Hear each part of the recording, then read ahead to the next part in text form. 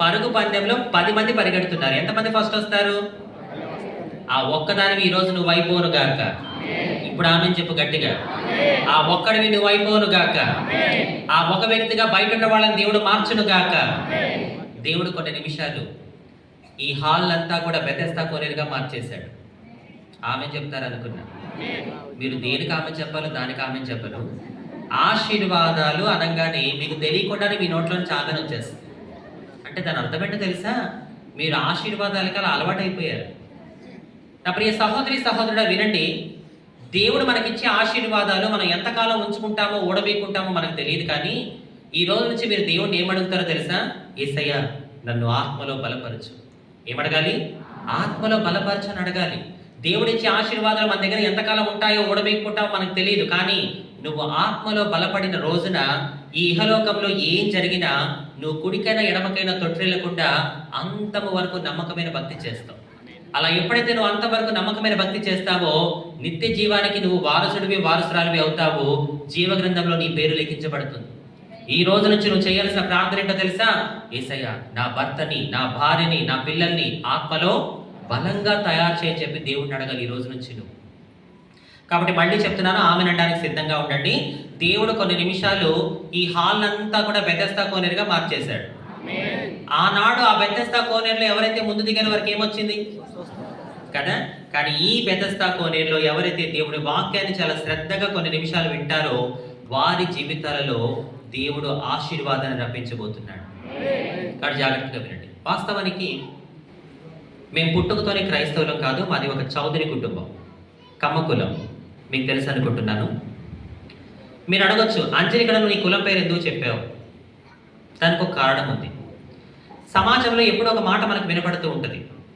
యేసు ప్రభు పలానా జాతికి, పలానా మతానికి, పలానా వర్గానికి చెందిన దేవుడు అంటుంటారు. నిజమా మాట? మన యేసే ఒక జాతికే దేవుడా? ఒక మతానికే దేవుడా? ఒక వర్గానికే దేవుడా? వాక్యం ఏం చెప్తుంది చూడండి. అపోస్తల కార్యములు 10వ అధ్యాయము 33 నుంచి 36 వచనాలు చదవండి. వెంటనే నిన్ను పిలిపించి తిని నీ వచ్చినది మంచిది. ప్రభు నీకు ఆజ్ఞాపించినవనియు వినుటకై ఇప్పుడు మేమందరము దేవుని ఎదుట ఇక్కడ కూడి ఉన్నామని చెప్పాను.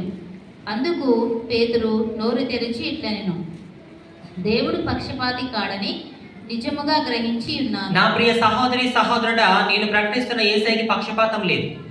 ఒకవేళ నా యేసయ్యకి పక్షపాతం ఉంటే ఈ రోజు ఒక హిజ్రాగా నేను మీ ముందు ఉండేదాన్ని కాదు. మనుషులకి రకరకాల భేదాలు పక్షపాతాలు ఉంటాయి, కానీ యేసయ్యకి ఎటువంటి పక్షపాతమో లేదు అని వాక్యం చెప్తుంది. నెక్స్ట్ చదవండి. ప్రతి జనములోను ఆయనకు భయపడి నీతిగా నడుచుకుని వానిని ఆయన అంగీకరించును. చెప్పండి, ఎవరిని అంగీకరిస్తాడు దేవుడు? ప్రతి జనములో అని ఉంది అక్కడ. పలానా వర్గం పలానా జాతి అని లేదు. ప్రతి జనములోను నువ్వు ఎవరివైనా సరే దేవుని నమ్ముకొని ఆయనకు భయపడి నీతిగా బ్రతికితే నా దేవుడు నేను అంగీకరిస్తాడు. అక్కడ చివరి మాట చూడండి. యేసుక్రీస్తు అందరికీ ప్రభు. బైబిల్లో ఒక మాట ఉంది, ప్రయాసపడి భారము మోయిచున్న సమస్త జనులారా అన్నాడు. పలానా వర్గం పలానా జాతిని దేవుడు చెప్పలే. నా మందిరము సమస్త జనులకు ప్రార్థనా మందిరం అన్నాడు తప్ప వీళ్ళకి మాత్రమే నా మందిరం అని చెప్పలే. యేసుక్రీస్తు అందరికీ ప్రభు. నా యేసయ్యకి నీ కులంతోనూ, మతంతోనూ, రంగుతోనూ, భాషతోనూ, స్థితిగతులతోనూ సంబంధం లేదు. మీకు విషయం తెలుసా? నా యేసయ్యకి లింగభేదం కూడా లేదు. ఒకవేళ యేసయ్యకి లింగభేదమే ఉంటే ఒక హిజ్రాగా నేనెందుకు ఇక్కడ ఉంటాను? ఒక మాట నాకు చెప్పనివ్వండి. ఇక్కడ కూర్చున్న మనం అందరం కూడా 2 విషయాల్లో సమానం. ఏంటా 2 విషయాలు? ఒకటి, ఇన్ని సంవత్సరాలుగా మనం చెప్పుకుంటున్న పురుషులు, స్త్రీలు, హిజ్రాలు అని ఈ లింగభేదాలన్నీ మన దేహానికి తప్ప మన ఆత్మకి ఎటువంటి లింగభేదము లేదు. అందుకే వాక్యం చెప్తుంది, దేవుడు ఆత్మ కనుక ఆయనను ఆరాధించేవారు.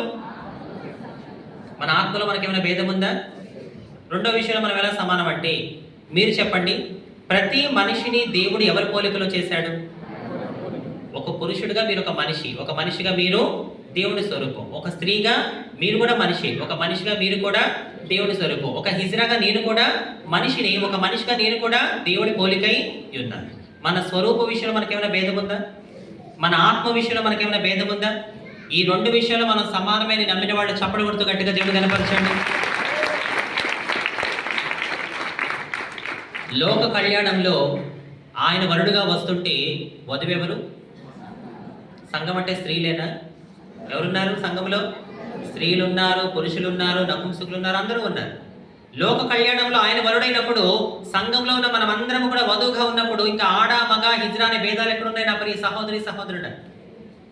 ఈరోజు ఆ సత్యాన్ని అనేక మంది సేవకులు గ్రహించారు కాబట్టి ఈరోజు ఒక హిజ్రాన్ అయినప్పటికీ నన్ను అనేక ప్రాంతాల్లో వాళ్ళ మీటింగ్స్కి పిలుస్తున్నారు. అరే అంజలి ఒక హిజ్రా అయినప్పటికీ తను కూడా ఒక మనిషి, ఒక మనిషిగా తను కూడా దేవుడి స్వరూపం, తనలో ఉన్న ఆత్మకి ఏ లింగ భేదమో లేదు అనే సత్యాన్ని గ్రహించిన చాలా మంది సేవకులు ఈరోజు అనేక ప్రాంతాల్లో వారి సభలకు ఆహ్వానించి నన్ను వారి మధ్యలో దేవుని కనపరిచే అవకాశం కల్పిస్తూ ఉన్నారు.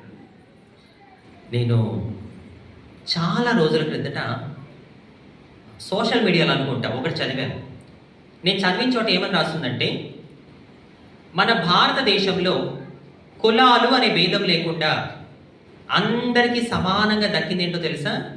కరోనా. వెనకాల ఉన్న వాళ్ళకి లేటుగా ఎరిగినట్టుంది. మళ్ళీ చెప్పనా? మన భారతదేశంలో కులాలు అనే భేదం లేకుండా అందరికీ సమానంగా దక్కింది ఏంటి? కరోనా. నిజమే కదా? కరోనాకి ఏమైనా కులమత భేదాలు ఉన్నాయా? వీళ్ళు చౌదరి, వీళ్ళు రెడ్డి, వీళ్ళు నాయుడు, వీళ్ళు దళితులు ఏమైనా చూసిందా? అందరినీ తీసుకొని వెళ్ళింది. అందుకే అంట నా ప్రియ సహోదరి సహోదరుడా, మన యేసయ్య వచ్చింది మన కులాన్ని మతాల్ని మార్చడానికి కాదు, మన బ్రతుకులను మార్చడానికి వచ్చాడు. కోదాడ పట్టణంలో మైకు ద్వారా ఈ నా మాటలు వింటున్న ప్రియ సహోదరి సహోదరుడా వినండి. నేను ప్రకటిస్తున్న యేసయ్య వచ్చింది మన కులాలి మతాల్ని మార్చడానికి కాదు. నా యేసయ్య వచ్చింది ఒక పాపిని పరిశుద్ధునిగా చేయడానికి వచ్చాడు. నశించిపోతున్న దానిని వెదకి రక్షించడానికి వచ్చాడు. చప్పడ కొడుతూ కనపరచాలి యేసయ్య.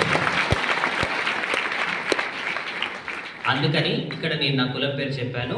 మాది ఒక చౌదరి కుటుంబం. మా సొంతూరు కృష్ణా జిల్లాలోని విజయవాడ. నేను విజయవాడలో పుట్టి పెరిగాను. కానీ దాదాపు 17 సంవత్సరాలుగా సేవ నిమిత్తం నేను ఒక్కదాన్ని హైదరాబాద్లో ఉంటున్నాను. స్టిల్ ఇప్పటికీ మా కుటుంబ సభ్యులందరూ విజయవాడలోనే ఉంటున్నారు. అయితే మా అమ్మగారి సొంతూరు ఏలూరు దగ్గర ద్వారకా తిరుమల. అమ్మమ్మ తాతయ్య చిన్నప్పుడే చనిపోతే మా అమ్మని ద్వారకా తిరుమలలో పూజారిగా పనిచేసి కృష్ణమాచార్యులు అని ఒక పంతులు గారు మా అమ్మగారిని చేరదీసి పెంచుకోవడం జరిగింది. ఇప్పుడు మా తల్లి పుట్టింది ఒక హైందవ కుటుంబంలోనే అయినా పెరిగింది ఎక్కడ? గట్టిగా చెప్పాలి. అలా అగ్రహారంలో పెరిగిన నా తల్లిని పెళ్ళంటే ఏంటో కూడా తెలియని 11 ఏళ్ల వయసులో మా నాన్నకిచ్చి వివాహం చేశారు. అప్పటి కాలంలో ఆడపిల్లలకు చాలా చిన్న వయసులో పెళ్ళి అవుతూ ఉంటాయి, బాల్య వివాహాలు అంటారు. 11 ఏళ్ల వయసులో అమ్మకి పెళ్ళయింది. మా నాన్న ఒక లారీ డ్రైవర్. లారీని ఆయన నడిపితే ఆయన ఏది నడిపిందో తెలుసా మీకు? ఏంటది? ఈ గుంపులో సౌండ్ రావట్లేదు. అందరూ బుద్ధిమంతులేనా? దేవుడు వారిని దీవించును గాక. భర్త తాగుబోతైతే ఆ కుటుంబాలు ఎలా ఉంటాయో ప్రత్యేకంగా మీకు చెప్పాల్సిన అవసరం. కొన్ని తలకాయలు ఎగుతున్నాయి మీలో. ఒక ఆమె అవునమ్మా అంటే దాని అర్థం ఏంటి? ఇంట్లో జరుగుతుందని నాకు ఇండైరెక్ట్గా చెప్తున్నాం. సరే, దేవుడు వారిని కూడా మార్చును గాక. గట్టిగా ఆమె చెప్పండి. విశ్వాసించండి, దేవుడి పట్ల నమ్మకం ఉంచండి. ఈరోజు మీ ఇంట్లో ఎవరైతే తాగుబోతులుగా ఉన్నారో, అది మీ భర్త కావచ్చు, మీ నాన్న కావచ్చు, మీ కొడుకు కావచ్చు, ఎవరైతే మీ ఇంట్లో తాగుతున్నారో వాళ్ళు తాగకుండా ఈరోజు ఇంటికి వస్తారు, ఇంట్లో ప్రశాంతంగా ఉంటారు. నమ్ముట నీ వలనైతే సౌలుని పౌలుగా మార్చిన దేవుడు మీ ఇంట్లో తాగుబోతుల పట్ల కూడా కార్యం జరిగించును గాక. అలా తాగుబోతు భర్తతో నా తల్లి చాలా కష్టాలు పడేదండి. మీకు తెలుసు, మన ఇంట్లో ఒక వ్యక్తి తాగుడు బానిసైపోతే ఆ కుటుంబ పరిస్థితి ఎంత భయంకరంగా ఉంటుందో. వ్యక్తిగతంగా మా నాన్నగారు చాలా మంచివారు, కానీ తాగినప్పుడు చాలా డిఫరెంట్గా బిహేవ్ చేస్తూ ఉండేవారు. భార్య తినిందా, పిల్లలు సంతోషంగా ఉన్నారా, ఇవేమి మా నాన్న పట్టించుకునేవాడు కాదు. వారానికి 10 రోజులకు ఒకసారి లారీకి వెళ్ళేవాడు. లారీకి వెళ్ళొచ్చి మా అమ్మకి డబ్బులు ఇవ్వాల్సింది పోయి మా అమ్మ దగ్గర ఉన్న డబ్బులనే లాక్కొని వెళ్తూ ఉండేవాడు. అలా రోజులు గడిచాయి, నెలలు గడిచాయి, సంవత్సరాలు గడిచిపోయాయి. ఎన్నో కష్టాల మధ్యలో నా తల్లి 5గురు సంతానానికి జన్మనిచ్చింది. మేము మొత్తం 5గురు. ఫస్ట్ అక్క పుట్టింది, అక్క తర్వాత 3 అన్నయ్యలు పుట్టారు, 3 అన్నయ్యల తర్వాత నేను పుట్టాను. నేనే మా ఇంట్లో అందరికన్నా చిన్న. ఒక ప్రశ్న, ప్రతి ఒక్క మనిషి జీవితం ఏ విధంగా మొదలవుతుందో, ఏ విధంగా సమాప్తం అవుతుందో ఎవరికైనా తెలుసా? ప్రతి కథకి కూడా ఒక మొదలు అనేది ఉంటే ముగింపు కూడా ఖచ్చితంగా ఉంటుంది. మా నాన్న జీవిత కథ కూడా ఒక ముగింపు జరిగింది. కానీ ఆ ముగింపు ఎంత భయంకరం అంటే, ఆయనకున్న ఆ తాగుడు అలవాటికి ఒకరోజు ఒక భయంకరమైన రోగం వచ్చేసింది. అదేలాంటి రోగం? ఆగకుండా ఒకటే దగ్గు. దగ్గిన ప్రతిసారి నోటి నుంచి భయంకరంగా రక్తం కారుతూ ఉండేది. ఇది జరిగి దాదాపు 30 ఏళ్ళైంది. ప్రస్తుతం ఆ రోగాన్ని ఏమంటారు తెలుసా? టీబీ. ఏంటిది? క్షయ. టీబీకి ప్రజెంట్ మెడిసిన్ ఉంది, అప్పట్లో మందులు లేవు. ఇప్పుడు కరోనాని ఎంత భయంకరంగా చూశారో 30 ఏళ్ల క్రిందట టీబీని కూడా అంతే భయంకరంగా చూసేవారు. ఆ టీబీతో మా నాన్న బాధపడుతూ ఉంటే నా తల్లి హాస్పిటల్ తీసుకెళ్తే ఏ హాస్పిటల్లోనూ డాక్టర్లు మందులు ఇవ్వలేదు, చేతులు ఎత్తేస్తారు. ఇలాంటి రోగాలకి మా హాస్పిటల్లో మందులు తీసుకెళ్ళిపోవని చెప్పి. అయితే తన భర్త బతకాలని తన భార్య పడుతున్న తపన చూసి కొన్ని క్షణాల్లో మా నాన్న చనిపోతాడనగా చివరిగా మా అమ్మతో ఏమంటున్నాడో తెలుసా? దేవకి, మా అమ్మ పేరు దేవకి అండి. దేవకి, బ్రతుకున్నంత కాలం నిన్ను పిల్లల్ని నేను సంతోషంగా చూసుకోలేకపోయాను. దేవుడు నాకు మంచి శిక్షే వేశాడు. ఏమంటున్నాడు? దేవుడు నాకు మంచి శిక్షే వేశాడు. తప్పు తెలుస్తున్నాడు, కానీ లాభం ఉందా? కొంతమందికి చావు దగ్గర పడితే బుద్ధి మారుద్ది అంటారు. ఆ గ్రూపులో మా నాన్న ఒకడేమో అనిపిస్తుంది. తప్పు తెలుస్తున్నాడు, కానీ లాభం ఉందా? సమయం ఉందా? నా ప్రియ సహోదరి సహోదరుడా, దేవుడు మనందరికీ ఒక సమయం ఇస్తాడు. ఆ సమయంలో నువ్వు మారావా? సరే సరే. ఆ సమయంలోపు నువ్వు మారలేదా, మన ఎండింగ్ ఎలా ఉంటుందో తెలుసా? అగ్ని ఆరదు, ఒంటికి పట్టిన పురుగు చావదు. కోదాడ పట్టణంలో మైక్ ద్వారా ఈ నా మాటలు వింటున్న ప్రియ సహోదరి సహోదరుడా వినండి. జైల్లో ఉన్న ఖైదీకి ఒక నమ్మకం, ఏదో ఒక రోజు నేను విడుదలవుతాను, బయటికి వెళ్ళి మా ఇంటికి వెళ్ళి మా కుటుంబ సభ్యులతో జీవిస్తాను అని చెప్పి. హాస్పిటల్లో పెట్టిన పేషెంట్ కూడా ఒక నమ్మకం, ఏదో ఒక రోజు నా రోగం తగ్గిపోతుంది, నేను మళ్ళీ మా కుటుంబ సభ్యులతో కలిసి వెళ్ళిపోతాను, జీవిస్తానని చెప్పి. కానీ ఒక్కసారి నరకానికి వెళ్ళిన వ్యక్తికి తిరిగి వస్తానన్న నమ్మకం కానీ వచ్చే అవకాశం కానీ ఉండనే ఉండదు. దేవుడు మనకిచ్చిన సమయంలోపే మనం మారి అని కనబడితే ఎంత బాగుంటుంది. దేవుడు మా నాన్నకిచ్చిన సమయం అయిపోయింది, ఫైనల్ స్టేజ్లో ఉన్నాడు. మా అమ్మ కాళ్ళ మీద పడి బ్రతిలాడుతున్నాడు, దేవకి ఏదో చేసి నన్ను బ్రతికించు, ఇక నుంచి నేను తాగను, నిన్ను పిల్లల్ని బాగా చూసుకుంటాను అంటున్నాడు. But there was no time. ఫైనల్గా జరిగింది ఏంటో తెలుసా? మేమందరము చూస్తుండగానే మా అందరి కళ్ళ ముందే మా నాన్న టీబీ వ్యాధితో మరణ వేదన అనుభవిస్తూ ప్రాణాలు విడిచాడు. He's gone. నాన్న చనిపోయాడు, కుటుంబ బాధ్యత అమ్మ చేతిలోకి వచ్చేసింది. చదువు లేదు, చిన్నప్పుడే పెళ్ళయింది, అమ్మమ్మ తాతయ్య చనిపోయారు, పంతులు గారి ఇంట్లో అనాథలా పెరిగింది. లోక జ్ఞానం లేదు. అక్క, ముగ్గురు అన్నయ్యలు, నేను.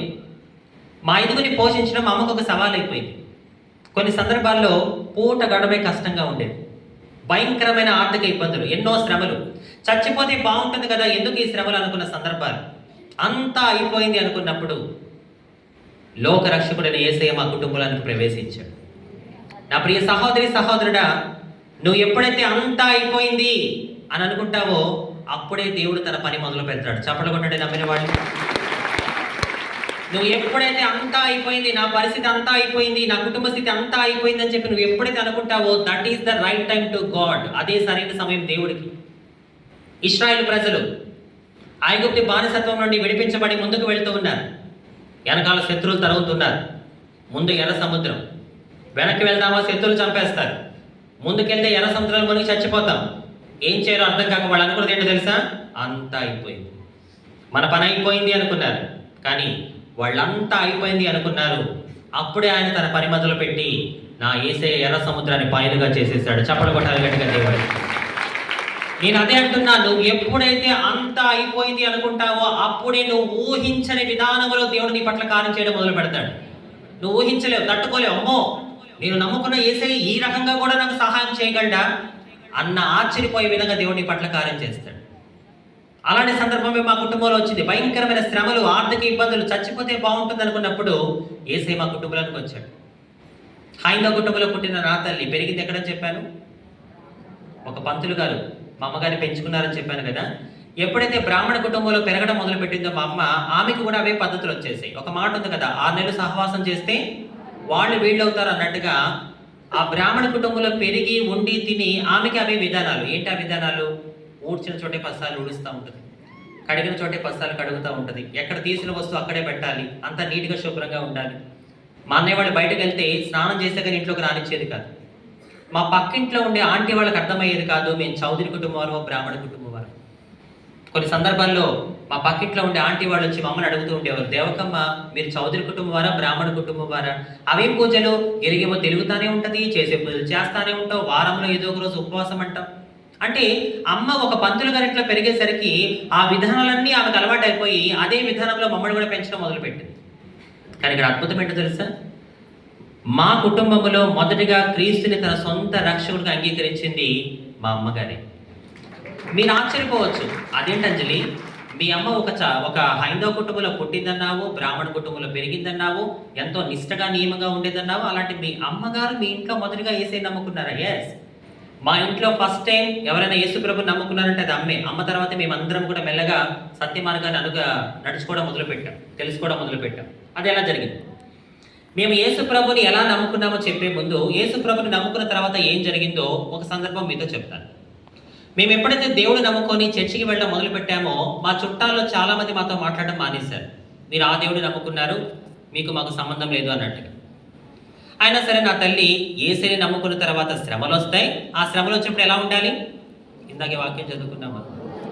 ఓర్పుగా ఉండాలనే సత్యాన్ని గ్రహించి యేసు ప్రభుని నమ్ముకున్న తర్వాత చుట్టాలు మాట్లాడడం మానేసినా సరే వచ్చిన శ్రమలో ఓర్పుగా ఉండడం మొదలుపెట్టింది. ఒకరోజు అమ్మకి ఆరోగ్యం బాగోలేదు. వయసు మీద పడి హఠాత్తుగా ఆమెకు ఒక ఆలోచన వచ్చింది. ఏంటా ఆలోచన? నేను నా పిల్లలు యేసు ప్రభుని నమ్ముకున్నామని చెప్పి అయిన వాళ్ళందరూ మమ్మల్ని దూరం పెట్టేశారు. నాకేమో వయసు అయిపోతుంది, పిల్లలు చూస్తే ఎదుగుతూ ఉన్నారు. రేపటి ఒక రోజున నాకేదైనా జరగరాది జరిగితే నా పిల్లలు మంచి చెడు ఎవరు చూస్తారు? ఈ ఆలోచనతో మా అమ్మకి ఒక చెల్లి ఉందండి, మా పిన్ని. అమ్మ అనుకుంది, అప్పుడప్పుడు నా పిల్లల్ని నా చెల్లి దగ్గర తీసుకెళ్తూ ఉంటాను, రేపు నాకు ఏదైనా అయితే నా చెల్లెన నా పిల్లల మంచి చెడు చూస్తుందనే ఉద్దేశంతో ఒకరోజు అమ్మ మమ్మల్ని తీసుకొని మా పిన్ని వాళ్ళ ఇంటికి వెళ్ళారు. అదే రోజు మా పిన్ని వాళ్ళ కూతురికి పెళ్లి సంబంధం వచ్చింది. ఆ రోజు మా పిన్ని ఏం చేసిందో తెలుసా? డైరెక్ట్గా మమ్మల్ని ఇంట్లోకి పిలవకుండా వెనక నుంచి తీసుకొని వచ్చి వంటగదిలో కూర్చోబెట్టి, అక్క ఇక్కడే కూర్చో, తెలిసిన వాళ్ళు వచ్చారు, ఒక 5 నిమిషాల్లో మాట్లాడి పంపిస్తానని చెప్పి మమ్మల్ని వంటగదిలో కూర్చోబెట్టేసింది. ఎందుకు చేసింది మా పిన్న పని? మేము దేవుడిని నమ్ముకున్నామని ఒకవేళ అక్కడ సందర్భంలో చెప్పాల్సి వస్తే ఆ రోజు వాళ్ళ అమ్మాయికి వచ్చిన పెళ్లి సంబంధం ఆగిపోతుందనే ఉద్దేశం. మా పిన్న ఆ పని చేసేసరికి మా అమ్మ వంటగదిలో కూర్చొని బోర్లు ఏడుస్తుంది. అమ్మ ఏడిస్తే మేము తట్టుకోలేము, ఎందుకంటే నాన్న లేకపోయినా చిన్నప్పటి నుంచి మమ్మల్ని ఎంతో కష్టపడి పెంచింది. అలాంటి నా తల్లి ఏడుస్తుంటే ఆ రోజు మా అన్నయ్యలు చూసి తట్టుకోలేక ఏడుస్తున్న మా అమ్మని తీసుకొని మా పిన్నికి చెప్పకుండా అక్కడ నుంచి వచ్చేశారు. ఆ రోజు నుంచి ఈ రోజు వరకు కూడా మేము వాళ్ళ గుమ్మం కూడా తొక్కలేదు. ఇది జరిగి దాదాపు 27 సంవత్సరాలు అయిపోయింది. తెలుసా అండి ఎందుకు తొక్కలేదు? మీరు అనుకోవచ్చు, అదేంటి అంజలి 27 సంవత్సరాలు అయినా మీరు మీ పిన్ని వాళ్ళ ఇంటికి వెళ్ళలేదా? ఎందుకు? ఆహా, ఆ రోజు మీ పిన్ని అలా చేసిందని మీకు కక్ష పెట్టేసుకున్నారా, మనసులో పెట్టేసుకున్నారా, మీ పిన్ని వాళ్ళ మీద కోపం పెంచుకున్నారా అంటే కక్ష కాదు, కోపం కాదు, ఏమీ కాదండి. బైబిల్ పట్టుకొని చెప్తున్నాను, మనం జీవం గల దేవుణ్ణి ఆరాధిస్తున్నాం. శత్రువుని కూడా ప్రేమించే మనసు యేసే మనకిచ్చాడు. కక్ష కాదు, కోపం కాదు. మరి ఎందుకు అంజలి 27 సంవత్సరాలైనా సరే మీరు మీ పిన్ని వాళ్ళ ఇంటికి ఎందుకు వెళ్ళలేదు అంటే వాళ్ళు మా ఇంటికి రాలేదు, మేము వాళ్ళ ఇంటికి వెళ్ళాలని కూడా అనుకోలేదు. నా తల్లి నమ్మింది ఏంటో తెలుసా? నా పిల్లలకి కావాల్సింది బంధువుల ప్రేమ కాదు, నా పిల్లలకి కావాల్సింది యేసయ్య ప్రేమ. ఈ చుట్టాలు బంధువులు కొంతమంది ఎలా ఉంటారో తెలుసా? మనం బాగుంటే మన చుట్టూ బెల్లం చుట్టూ ఈగల వల్లటి వాలిపోతారు. మన పరిస్థితి తారుమారైపోతే ఒకరు కూడా వచ్చి మనకు సహాయం చేయరు. ఒకవేళ నేను మిమ్మల్ని అమ్మ, బ్రదర్స్, సిస్టర్స్, ఇక్కడున్న మీలో ఎంతమంది చుట్టాల చేతిలో మోసపోయారు చెయ్యొద్దండి అంటే సగం చేతులు లెగిస్తాయి. ఆల్రెడీ కొంతమంది లేపేస్తున్నారు కూడా. దేవుడి మహిమార్థంగా చెప్తున్నమాట. మా పిన్నికి చీరలు లేకపోతే కొన్ని సందర్భాల్లో మా అమ్మ చీరలు కట్టుకుని బ్రతికింది మా పిన్ని. అలాంటిది మేము దేవుడు నమ్ముకున్నామని ఏకంగా వంటగదిలో కూర్చోబెట్టేసి తన కూతురికి వచ్చిన పెళ్లి సంబంధం గురించి మాకు చెప్పను కూడా చెప్పను. కానీ ఇక్కడ అద్భుతం ఏంటో తెలుసా? ఇవన్నీ మీకు ఎందుకు చెప్తున్నాను తెలుసా? ఇక్కడ అద్భుతమైన విషయం ఏంటంటే యేసు ప్రభుని నమ్ముకున్నందుకు చుట్టాలు దూరం పెట్టినా, సొంత చెల్లి వంటగదిలో కూర్చోబెట్టిన నా తల్లి మనుషులకి దూరం అయితే తప్ప మనిషిని చేసిన దేవుడికి మాత్రం దూరం కాలేదు. ఇప్పుడు బిగ్గరగా చప్పడగొట్టాలి దేవుడికి. ఈ రోజులో చాలా మంది యేసు ప్రభుని నమ్ముకున్న తర్వాత చుట్టాలు ఏదో అంటున్నారు, బంధువులు ఏదో అంటున్నారు, ఇరుగు పొరుగు వాళ్ళు ఏదో అంటున్నారని చెప్పి యేసయ్యనే విడిచిపెట్టడానికి సిద్ధపడుతున్నారు కొంతమంది. నా ప్రియ సహోదరి, సహోదరుడా, మనుషుల మాటలు మనుషులమే మారిపోతాయి, కానీ నిన్న నేడు నిరంతరం ఏకరీతిగా ఉండే ప్రేమ ఎవరి ప్రేమ? మాట తప్పడానికి ఆయన మానవుడు కాడు, మనిషిని చేసిన దేవుడు. ఆ విషయం తెలుసుకోవాలి. అయితే మా అమ్మలో యేసయ్య మీద అంత ప్రేమ, అంత భక్తి ఎలా వచ్చాయి? మనలో మన మాట. భర్త చనిపోయి 5 పిల్లలు ఉన్న ఒక విధవ స్త్రీకి చుట్టాల సహకారం కావాలా వద్దా? గట్టిగా చెప్పాలి. బ్రదర్స్ చెప్పండి. భర్త చనిపోయాడండి ఆమెకి. ఆ స్త్రీకి ఒక 5 పిల్లలు ఉన్నారు. అలాంటి స్త్రీకి చుట్టాల సహకారం కావాలా వద్దా? ఖచ్చితంగా కావాలి. కానీ ఆ చుట్టాలేమో యేసు ప్రభుని నమ్ముకున్నందుకు తనని తన పిల్లల్ని దూరం పెట్టేశారు. ఇప్పుడు ఆ స్త్రీ ముందు ఒక సవాలు ఉంది. ఏంటా సవాలు? యేసయ్య కోసం చుట్టాలని వదిలేయాలా, చుట్టాల కోసం యేసయ్యని వదిలేయాలి. అలాంటి సందర్భంలో 90% ఏ స్త్రీ అయినా ఈ యేసు ప్రభుని నమ్ముకున్నాను, ఈయన గొప్పతనం ఏంటో నాకు తెలియదు, నా పిల్లల భవిష్యత్తు బాగుండడం కోసమైనా ఖచ్చితంగా చుట్టాల సహకారం కావాలి, పిల్లల మంచి చెడు చేయాలంటే రేపటి ఒక రోజున అయిన వాళ్ళు పక్కన ఉంటే కదా అన్నీ జరిగేవి, ఈ యేసయ్య ఏమోలే అని చెప్పి 90% అలాంటి సందర్భాల్లో ఏ స్త్రీ అయినా చుట్టాలే కోరుకుంటుంది. కానీ ఆ రోజు నా తల్లి తీసుకున్న నిర్ణయమే ఈ రోజు నన్ను మీ ముందు నిలబెట్టింది. నా తల్లి యేసయ్యనే కోరుకుంది కాబట్టి ఈరోజు ఈ పనికిరాని పాత్రను దేవుడు వాడుకుంటున్నాడు. అయితే అమ్మకి యేసయ్య మీద అంత విశ్వాసం, అంత భక్తి ఎలా వచ్చాయి? అసలు మా ఇంటికి యేసయ్య ఎలా పరిచయం అయ్యాడో చెప్తున్నాను వినండి. ఒకరోజు మా వీధిలో ఉండే ఒక క్రైస్తవ తల్లి, మంచి విశ్వాసి, బాగా ప్రార్థన చేస్తుంది. ఒకే గల్లీలో ఉంటాం కాబట్టి ఆమెకి మాకు బాగా పరిచయం. ఆమె ఒకరోజు మా ఇంటికి వచ్చింది. ఆ తల్లి ద్వారానే మా ఇంటికి యేసయ్య పరిచయం అయ్యాడు. మీకు తెలుసా? మా ఇంటికి యేసయ్యని పరిచయం చేసిన ఆ తల్లి చేసే పని ఏంటో తెలుసా మీకు? జాంకాయలు అమ్ముకుంటుంది. ఏం చేస్తుంది? ఒక జాంకాయలు అమ్ముకునే తల్లి ద్వారా ఈరోజు నా కుటుంబం రక్షించబడింది. చప్పట్లు కొట్టండి యేసయ్యకి. ఒక్కసారి మీరు ఆలోచించండి నా ప్రియ సహోదరి సహోదరుడా, ఎక్కడ జాంకాయలు అమ్ముకునే ఆ తల్లి, ఎక్కడ దేశ విదేశాల్లో వాడబడుతున్న ఈ పనికిరాని పాత్ర? అసలు ఏమంతమైన సంబంధం ఉందా? నువ్వు అనుకోవచ్చు, నేను ఒక పల్లెటూరులో పుట్టాను, చెట్ల మధ్యలో పొట్ల మధ్యలో పెరిగాను, నాకు చదువు లేదు, అందం లేదు, నన్నేం దేవుడు వాడుకుంటాడులే. ఆ జాంకాయల తల్లిని వాడుకున్న దేవుడు నిన్ను కూడా వాడుకోగల సమర్థుడు. ఆ రోజు ఆమె అనుకుందా, నేను ఈరోజు ఇంట్లో సువార్త చెప్తున్నాను, భవిష్యత్తులో ఈ ఇంట్లో నుంచి ఒక వ్యక్తి ప్రపంచ దేశాలు తిరుగుతూ దేవుడి సేవ చేస్తుంది అని ఆమె అనుకుందా? ఆమె చేయాల్సిన పని నమ్మకంగా చేసింది. ఆమె జల్లాల్సిన విత్తనాలు, సువార్త విత్తనాలు నమ్మకంగా జల్లింది. ఆ విత్తనాలు ఎక్కడ పడాలో అక్కడ పడి ఫలించి మహావృక్షమై ఈరోజు ఆ కుటుంబంలో నుంచి ప్రపంచ దేశాల్లో దేవుడి సువార్త ప్రకటించే గొప్ప భాగ్యం దేవుడి పనికిరాని పాత్రకి ఇచ్చాడు.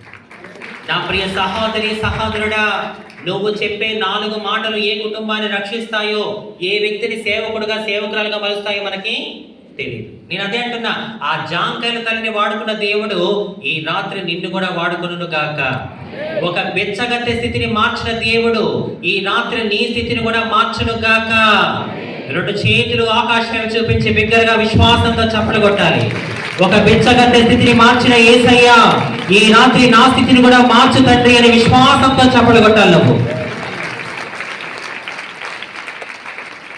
అయితే ఆమె మా ఇంటికి వచ్చి, భర్త చనిపోయాడు కదా, ఓదారుద్దాము అనే ఉద్దేశంతో ఇంటికి వచ్చి అమ్మతో మాట్లాడుతుంది.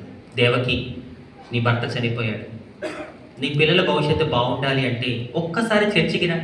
చర్చికి వచ్చి దేవుడి పట్ల, ఆయన వాక్యం పట్ల విశ్వాసం ఉంచి నువ్వు గనక యేసుప్రభుని నమ్ముకుంటే ఏం జరుగుతుందో తెలుసా?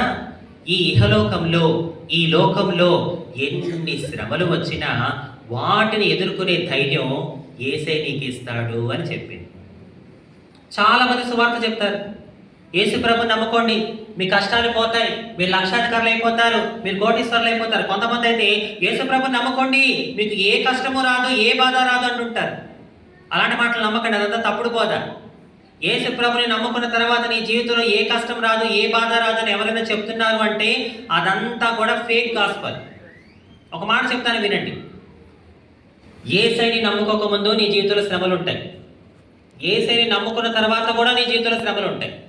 నువ్వు అడగొచ్చు, మరి ఏమి లాభం మంచిని నీ యేసయ్యని నమ్ముకొని? విను పూర్తిగా. యేసయ్యని నమ్ముకోకముందు నీ జీవితంలో శ్రమలు ఉంటాయి కదా, అప్పుడు నీకు ఏం చేయాలో అర్థం కాదు. కానీ యేసయ్యని నమ్ముకున్న తర్వాత నీ జీవితంలో శ్రమలు వస్తాయి కదా, ఆ శ్రమల్లో నీతో పాటు ఆయన కూడా పోరాడతాడు, యుద్ధము ఆయన జరిగించి గెలుపు నీకు దయచేస్తాడు. ఈ క్లారిటీ నువ్వు తెచ్చుకోవాలి. మీలో చాలా మంది ఎందుకు యేసు ప్రభుని నమ్ముకుంటున్నారనే క్లారిటీ కూడా కొంతమందికి లేదు అసలు. కొంతమంది అయితే వాళ్ళ అవసరాలు తీర్చుకోవడానికి దేవుడిని నమ్ముకుంటున్నారు. నా ప్రియ సహోదరి సహోదరుడా, నీ అవసరాన్ని తీర్చుకోవడానికి నువ్వు దేవుడిని నమ్ముకున్నావా? దేవుని అవసరాలు 100% తీరుస్తాడు. కానీ కేవలం మీ అవసరాలు తీర్చుకోవడానికి మీరు దేవుడిని నమ్ముకున్నారా, ఏదో ఒక రోజు మీరు దేవుడిని విడిచిపెట్టేసే అవకాశం ఉంటుంది. కోదాడ ప్రాంతమా, దేవుడు మాట్లాడుతున్నాడు, దేవుడు హెచ్చరిస్తున్నాడు, చాలా జాగ్రత్తగా వినండి. దేవుడి దీవెనలు నిన్ను దేవుడికి దగ్గర చేయాలి తప్ప దేవుడికి దూరం చేయకూడదు. ఈ రోజుల్లో మీలో కొంతమందిని దేవుడు దీవించాలంటే భయపడుతున్నాడు, బాధపడుతున్నాడు. ఎస్, నేను ఓపెన్గా చెప్తున్నాను. నేను ఇక్కడ మిమ్మల్ని పొగడానికి రాలేదు, మీ చేత పోడించుకోవడానికి రాలేదు. దేవుడు నాతో ఏం చెప్పమన్నాడు అది చెప్పడానికి నేను ఈరోజు ఇక్కడికి వచ్చాను. ఒక మనిషి మనల్ని పొగుడుతున్నాడు అంటే ఆ పొగడుతులు మన నెత్తి మీద బండరాయి, గుర్తుపెట్టుకోండి. నేను అదే అంటున్నా, దేవుడి దీవెనలు నిన్ను దేవుడికి దగ్గర చేయాలి తప్ప దేవుడికి దూరం చేయకూడదు. ఈ రోజుల్లో మీలో కొంతమందిని దేవుడు దీవించడానికి బాధపడుతున్నాడు, భయపడుతున్నాడు. ఎందుకో తెలుసా? నా కుమార్తెని, నా కుమారుని దీవిస్తే ఆ దీవెన పట్టుకొని నా నుంచి దూరం అయిపోతారేమో అనే బాధ ఉంది ఆయనలో. 10 మంది కుష్ఠరోగులు వేసే స్వస్థపరిచాడండి. ఒక్కడే వెనక్కి తిరిగి వచ్చి థ్యాంక్స్ చెప్పాడు. మిగతా 9 మందికి ఏం మాయరోగం? వాళ్ళకి దీవెన కావాలి, దేవుడు అవసరంలా. దేవుడు దీవించగానే దేవుడి నుంచి దూరం అయిపోయారు. నాకు అనిపిస్తుంది, ఈ 9 మంది వెళ్తున్నప్పుడు వాళ్ళలో ఎవడైనా ఒకడు, అని ఆయన ఎవరు? యేసయ్య అంట, మనం ఎప్పుడు చూడలేదు, ఇంతకాలం కుష్టి రోగంతో బాధపడుతున్న మనల్ని ఆయన వచ్చి స్వస్థపరిచాడ్రా, ఒక్కసారిగా మనకున్న రోగానంతా తగ్గించేశాడ్రా, ఆయన ఎవరో ఒకసారి వెనక్కి వెళ్ళి చూద్దామా అంటే అందులో ఒకడు అనుంటాడు, అరే ఆయన ఎవరైతే మనకెందుకు, మనకు కావాల్సిన దీవెన మనకు వచ్చేసింది, పద మన జీవితం మనం మొదలు పెడదాం అనుకొని ఉంటాడు. కానీ ఆ ఒక్కడే ఎందుకు వెనకొచ్చాడో తెలుసా? అయ్యో, నేను ఒక కుష్టి రోగిని, ఒకప్పుడు ఊరి చివర గుహల్లో బతికేవాడిని, ఊరి చివర ఎక్కడో ఒంటరిగా బ్రతికేవాడిని, నన్ను ప్రేమించేవారు లేరు, ఆదరించేవారు లేరు, అర్థం చేసుకునేవాళ్ళు లేరు, మంచినీళ్ళు ఇచ్చేవాళ్ళు లేరు, నాకు భోజనం పెట్టేవాళ్ళు లేరు. కానీ ఈ యేసయ్య వచ్చి నా రోగాన్ని తగ్గించాడు. ఒక్కసారి ఆయన నుంచి నేను దీవెన పొందుకున్నాను కాబట్టి ఒక్కసారి ఆయన దగ్గరికి వెళ్ళి థ్యాంక్స్ చెప్దామా అని చెప్పి ఆ ఒక్కడు వెనక్కి రావడం జరిగింది. ఆ 9 మందిలా ఉందామా? ఆ ఒక్కళ్ళ ఉందామా? ఆ ఒక్కళ్ళ ఉంటే ఎంత బాగుంటుంది. నేను అదే అంటున్నా, ఈ రాత్రి దేవుడు నీతో చెప్తున్న మాట ఏంటో తెలుసా? దేవుడి దీవెన నేను ఏం చేయాలి? దేవుడికి దగ్గర చేయాలి తప్ప దేవుడికి దూరం చేయకూడదు. నువ్వు ఆ నమ్మకం. మరి అంజలి, మరి దేవుడు నన్ను దీవించాలంటే నేను ఏం చేయాలి అంజలి? నువ్వు అంటున్నావు దేవుడి దీవెన నీకు దగ్గర, దేవుడికి నేను దగ్గర చేయాలి తప్ప దూరం చేయకూడదు నువ్వు చెప్తున్నావు, బాగానే ఉంది. మరి దేవుడు నన్ను దీవించాలంటే నేను ఏం చేయాలి? నువ్వేం చేయాలి తెలుసా? యేసయ్య, నేను నీ దీవెన పొందుకున్నాక నీ నుంచి దూరం కాను, నీకు దగ్గర అవుతాను అనే నమ్మకం నువ్వు ఆయనకి ఇవ్వాలి. నువ్వు మనుషుల్ని నమ్మించడం కాదు, నీ భక్తి, నీ వేషధారణ మనుషుల దగ్గర కాదు, దేవుడి దగ్గర చూపించు. దేవుడిని నమ్మించడానికి ప్రయత్నించు. నువ్వు ఒకటే నమ్మకం చేయాలి నువ్వు దేవుడికి. ఏంటో తెలుసా? యేసయ్య, ఈ రోజు కనుక నువ్వు నన్ను దీవిస్తే ఆ దీవెన పట్టుకొని నేను నీకు దగ్గర అవుతాను తప్ప నేను మాత్రం నీకు దూరం కాను అనే ఒక నమ్మకం నువ్వు ఇవ్వాలి. ఆ జాంకలమ్ముకునే తల్లి మా అమ్మకి ఏం చెప్పిందో తెలుసా? దేవకి, నీ జీవితంలో ఎన్ని శ్రమలు వచ్చినా నువ్వు కనుక యేసు ప్రభుని నమ్ముకుంటే జరిగే అద్భుతం ఏంటో తెలుసా? నీ జీవితంలో ఎన్ని శ్రమలు వచ్చినా వాటిని ఎదుర్కొనే ధైర్యం ఎవరిస్తారు? ఆ ఒక్క మాట మమ్మల్ని పట్టుకుంది, ఆశ్చర్యపోయింది. ఏంటి? నా జీవితంలో ఎన్ని శ్రమలు వచ్చినా వాటిని ఎదుర్కొనే ధైర్యం యేసయ్య ఇస్తాడా? యేసు ప్రభుని నమ్ముకుంటే ఈ లోకంలో ఎన్ని శ్రమలు వచ్చినా సరే వాటిని జయించే శక్తిని, ధైర్యాన్ని యేసయ్య ఇస్తాడా? నాకేమో 5 పిల్లలు ఉన్నారు. ఈ పిల్లల్ని ఎలా పోషించాలో నాకు అర్థం కావట్లేదు. ఇలాంటి పరిస్థితుల్లో నా పిల్లల్ని నేను పోషించుకోగలను అన్న ధైర్యమే నాకు కావాలి. ఆ ధైర్యమేమో యేసయ్య ఇస్తాడని ఈ జాంకాయలు అమ్ముకునేమో చెప్తుంది. సరే, ఇన్ని రోజులు నేను ప్రయత్నాలు చేశాను, ఒకసారి చర్చికి వెళ్దాం కదా అని చెప్పి జీవితంలో మొదటిసారి మా కుటుంబంలో కానీ మా వంశంలో కానీ ఎవరైనా చర్చి గడప మొదటిసారిగా తొక్కారు అంటే అది మా అమ్మగారి. ఇలాగే ఒక ఆదివారం రోజున చర్చిలోకి వచ్చి కూర్చుంది. అదే రోజు పాస్టర్ గారు వాక్యం చెప్తున్నారు. పాస్టర్ గారు చెప్పే ప్రతి మాట కూడా ఆమె ప్రస్తుత పరిస్థితికి తగిన విధంగా ఉన్నాయి. ఆశ్చర్యపోతుంది. ఇదేంటి, ఈ వ్యక్తి ఎవరో నాకు తెలియదు, కానీ నా గురించి అన్నీ తెలిసిన వ్యక్తిలా ఈ వ్యక్తి మాట్లాడే ప్రతి మాట నా గురించి అన్నట్టుగా ఉన్నాయేంటి? ఏడుస్తుంది. చేసిన పాపాలన్నీ ఒప్పుకుంటుంది. యేసయ్య నన్ను క్షమించు, నువ్వు ఇంత గొప్పవాడవని ఇంతవరకు నాకెవరూ కూడా చెప్పలేదు. నేను నీ దాసులతో ఏమీ చెప్పకుండానే నీ దాసుని ముఖాంతరంలో నేను నాతో మాట్లాడుతున్నావు. ఈ రోజు నీలో ఉన్న శక్తి నాకు అర్థమైంది. ఇక నుంచి నేను నిన్ను విడిచిపెట్టను. నా 5 పిల్లలతో నీ పట్ల నమ్మకంగా ఉంటానాయనా అని చెప్పి చర్చికి వెళ్ళిన కొన్ని వారాల్లోనే అమ్మ ఏం చేశారో తెలుసా? లోక రక్షకుడిని తన సొంత రక్షకుడిగా అంగీకరించింది. అలా అమ్మ తర్వాత అక్క ముగ్గురు అన్నల తర్వాత మేము కూడా మెల్లమెల్లగా దేవుణ్ణి తెలుసుకుని ఆయన అనుసరించడం మొదలైంది. శ్రమ కలుగుట నాకు మేలాయను. నా ప్రియ సహోదరి సహోదరుడా, ఒకసారి నా తల్లి జీవితాన్ని చూడండి. ఆమె యేసు ప్రభుని నమ్మకం ముందు శ్రమలు ఉన్నాయి. చిన్నప్పుడే అమ్మమ్మ తాతయ్య చనిపోయారు. పంతులు గారింట్లో అనాథలా పెరిగింది. చిన్న వయసులో పెళ్ళయింది. తాగుబోతు భర్త. ఆ భర్త బతికినంతకాలం సుఖంగా ఉంచలేదు. 5 పిల్లలు పుట్టాక ఆ భర్త ఏమో గుడ్ బై చెప్పి వెళ్ళిపోయాడు. ఇది యేసయ్యలోకి రాకముందు మా అమ్మ పడిన శ్రమలు. యేసయ్యలోకి వచ్చాక కూడా మా అమ్మకి శ్రమలు వచ్చాయి. ఏంటి? ఆయన వాళ్ళు దూరం పెట్టారు. సొంత చెల్లేమో వంటగదిలో కూర్చోబెట్టింది. కూతురుకు వచ్చిన పెళ్లి సంబంధం గురించి కూడా చెప్పలేదు. ఇది యేసయ్యలోకి వచ్చాక శ్రమలు. అంటే మీరు ఇక్కడ గమనిస్తే క్రీస్తులోకి రాకముందు, క్రీస్తులోకి వచ్చాక మా కుటుంబంలో శ్రమలు ఉన్నాయా లేవా? ఆ శ్రమల మధ్యలో నా తల్లి ఓర్పుగా ధైర్యంగా దేవుడి వైపు చూసినందున జరిగిన అద్భుతం ఏంటో తెలుసా? 1995లో మా అమ్మ బాప్తీసం తీసుకున్నారు. ఇది ఏ సంవత్సరం? అంటే అమ్మ బాప్తీసం తీసుకొని ఎన్నేళ్ళైంది ఇప్పటికి? దాదాపు 30 సంవత్సరాలు. ఈ 30 సంవత్సరాలు మా కుటుంబంలో జరిగిన మేలు ఏంటో తెలుసా? ప్రస్తుతం అక్కకి పెళ్ళి అయిపోయింది. 2 కొడుకులు ఆమెకి. 3 అన్నలకి పెళ్ళిళ్ళు అయిపోయినాయి. వాళ్ళకి 2 పిల్లలు. ఈరోజు మా కుటుంబంలో అమ్మ రక్షించబడింది. 3 అన్నయ్యలు రక్షించబడ్డారు. నేను రక్షించబడ్డాను. ఈరోజు నా కుటుంబంలో ఆల్మోస్ట్ అందరూ కూడా దేవుని నమ్ముకొని ఆయన్ని ఆరాధిస్తూ ఉన్నారు. చౌదరి కుటుంబంలో పుట్టిన మేము క్రీస్తుని మా సొంత రక్షకుడిగా అంగీకరించి నేటికి 30 సంవత్సరాలు అయిపోయింది. చప్పటి గుర్తులు కనపరచండి. ఇంకొక అద్భుతం ఏంటంటే మా తల్లికి పుట్టిన 5 సంతానంలో నాకు 3 అన్నయ్యలు చెప్పాను కదా. మా పెద్దనేని దేవుడు సేవకుడిగా వాడుకుంటున్నాడు. చివరి సంతానమైన నన్ను దేవుడు ఒక ఎవాంజలిస్ట్ గా వాడుకుంటున్నాడు. మా తల్లికి పుట్టిన 5 సంతానంలో 2 దేవుడు తన సేవకులుగా మంచి వాడుకుంటున్నాడు. నా ప్రియ సహోదరి సహోదరుడా, నువ్వు అడగొచ్చు, అంజలి మీరు యేసుప్రభు నమ్ముకొని 30 సంవత్సరాలు అయిపోయింది కదా, మరి ఈ 30 సంవత్సరాల్లో నీకు అన్ని ఆనందాలేనా, సుఖాలేనా, సంతోషాలేనా అంటే నేనేమంటాను తెలుసా? లేదు. ఈ 30 సంవత్సరాల్లో మాకు రోగాలు వచ్చాయి, అప్పులు వచ్చాయి, సమస్యలు వచ్చాయి, బాధలు వచ్చాయి, తట్టుకోలేని పరిస్థితులు వచ్చాయి. కానీ ఎన్ని వచ్చినా మాలో ఉన్నవాడు లోకంలో ఉన్నవాడి కన్నా గొప్పవాడు, పిలిచినవాడు నమ్మదగిన వాడు. నా ప్రియ సహోదరి సహోదరుడా, ఈ 30 సంవత్సరాల్లో ఏమొచ్చినా, ఒకప్పుడు క్రీస్తులోకి రాకముందు శ్రమలు వస్తే ఏం చేయాలో మాకు అర్థమయ్యేది కాదు. కానీ యేసయ్యలోకి వచ్చిన తర్వాత ఎన్ని శ్రమలు వచ్చినా ఒక నమ్మకం ఏంటో తెలుసా? యెహోవా ఈరే. చప్పట్లు కొట్టండి గట్టిగా దేవుడికి. క్రీస్తులోకి వచ్చిన తర్వాత ఒక నమ్మకం ఏంటి? యెహోవా ఈరే, ఆయనే చూసుకుంటాడు, ఏది వచ్చినా సరే ఆయనే చూసుకుంటాడని చెప్పి చాలా ధైర్యంగా నమ్మకంగా ఉన్నాం. నా ప్రియ సహోదరి సహోదరుడా, ఈరోజు నా కుటుంబంలో రక్షణ ఉంది. నా కుటుంబంలో యేసయ్య ఉన్నాడు. మరి నీ కుటుంబంలో రక్షణ ఉందా? నీ కుటుంబంలో యేసయ్య ఉన్నాడా?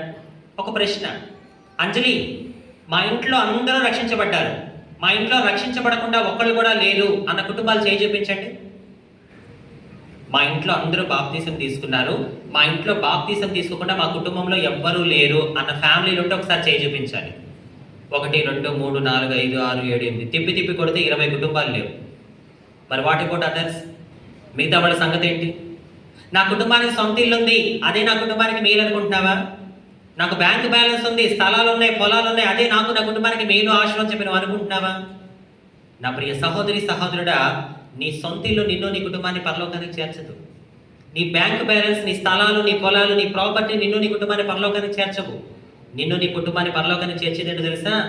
నీ రక్షణ, నువ్వు చేసే భక్తి నిన్ను నీ కుటుంబాన్ని పరలోకానికి చేరుస్తుంది. ఒకసారి ఆలోచించుకో నా ప్రియ సహోదరి సహోదరుడా, ఈ లోకాన్నంతా నువ్వు సంపాదించి నీకు రక్షణ లేకపోతే నీకేమి లాభం? నా దేవుడు ఫైనల్ గా చూసేది ఏంటో తెలుసా? నువ్వు తనని సొంత రక్షకుడిగా అంగీకరించావా లేదా? ఇదే నీ అర్హత ఆయన దగ్గర. నీకు ఎంత ఎడ్యుకేషన్ అయినా ఉండొచ్చు, ఈ లోకంలో నీవు ఎంత పలుకుబడిగా వ్యక్తమైనా అవ్వచ్చు, కానీ నా దేవుడు నీలో చూసే ఒక్క అర్హత ఏంటో తెలుసా?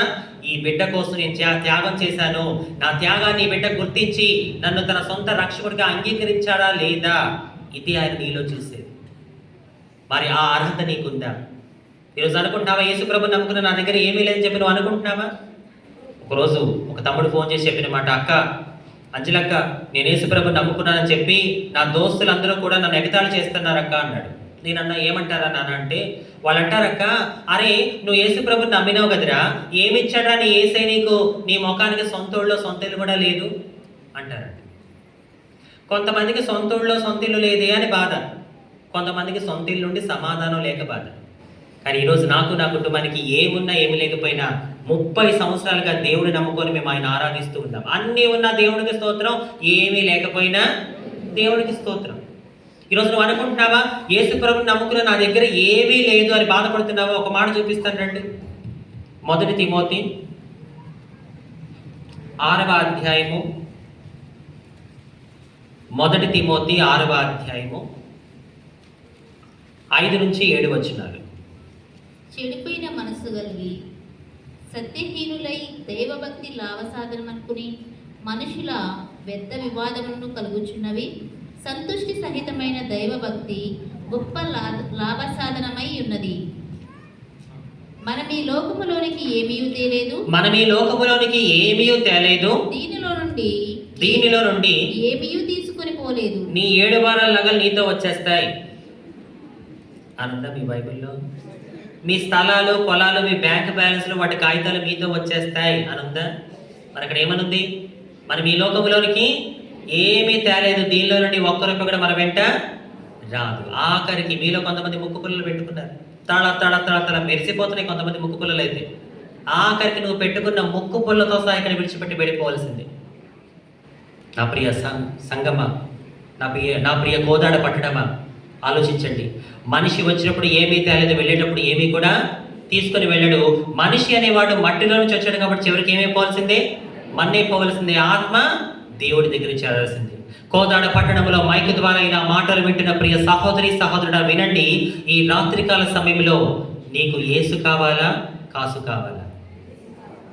చెప్పండి, యేసు కావాలా, కాసా? ఏసా, కాసా? ఏసే కావాలి అన్న వాళ్ళు 2 చేతులు ఆకాశంలో చూపించి విశ్వాసంతో చప్పట్లు కొట్టండి.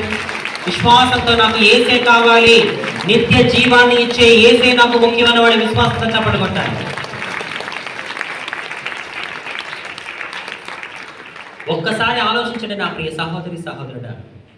ఆ రోజు మా అమ్మ యేసుప్రభుని నమ్ముకుందని, చుట్టాలు దూరం పెట్టారని, సొంత చెల్లి వంటగదిలో కూర్చోబెట్టిందని, ఒకవేళ ఆ రోజు మా అమ్మ ఈ యేసుప్రభుని నమ్ముకోబట్టే నాకు ఇన్ని కష్టాలు వచ్చాయి, నాన్న వాళ్ళందరూ మాకు దూరం అయిపోయారు, ఈ మాయదారి దేవుని నమ్ముకున్న తర్వాతే మాకు ఇన్ని శ్రమలు, ఈ దేవుడు నాకు వద్దు బాబు అని ఒకవేళ మా అమ్మ అలా అనుకొని యేసేని విడిచిపెట్టి ఉంటే ఈ రోజు నేను మీ కళ్ళ ముందు ఉండేదన్నా?